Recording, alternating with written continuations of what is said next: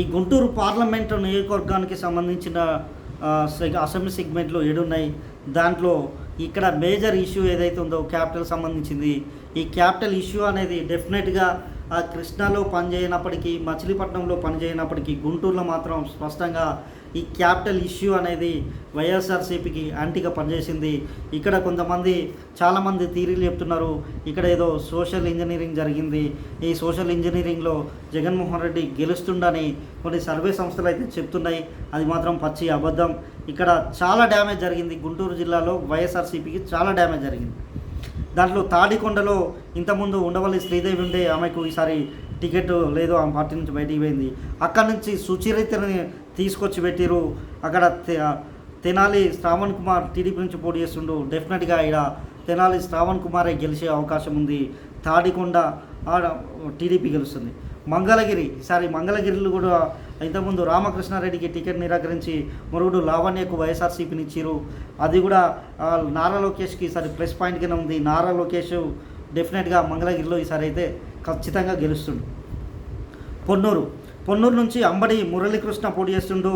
ఇక్కడ నుంచి ధూళిపల్ల నరేంద్ర కుమార్ టీడీపీ నుంచి పోటీ చేస్తున్నాడు. ఇక్కడ ధూళిపల్ల నరేంద్ర కుమారే గెలిచే అవకాశం అయితే స్పష్టంగా కనిపిస్తుంది. ఇక్కడ 100% రాజధాని ఎఫెక్ట్ అయితే గుంటూరులో స్పష్టంగా కనిపిస్తుంది. ఇది వైఎస్ఆర్సీపీకి పెద్ద మైనస్. గుంటూరు వెస్ట్, ఇక్కడ విడుదల రజని తీసుకొచ్చిరు.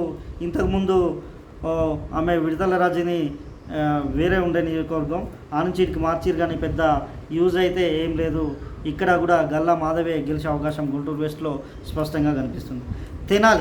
ఈ తెనాలిలో ఇంతకుముందు అయితే డెఫినెట్గా ఇక్కడ నాదెండ్ల మనోహర్ ప్లస్ జేఎస్పీ నుంచి ఉంటే శివకుమార్ అన్నబత్తిని ఎవరైతే ఉన్నారో ఈయన ఓటర్ని కొట్టడం, ఆయన గెలిచే అవకాశం ఉండే. యాక్చువల్లీ జనసేన పెద్ద ఎఫెక్ట్ లేదు. నాదెండ్ల మనోహర్ కూడా ఈ లోకల్ ఉండడు, ఆయన మీద కూడా వ్యతిరేకత ఉండే. ఆ వ్యతిరేకత కొంచెం బయటపడే అవకాశం ఉండే.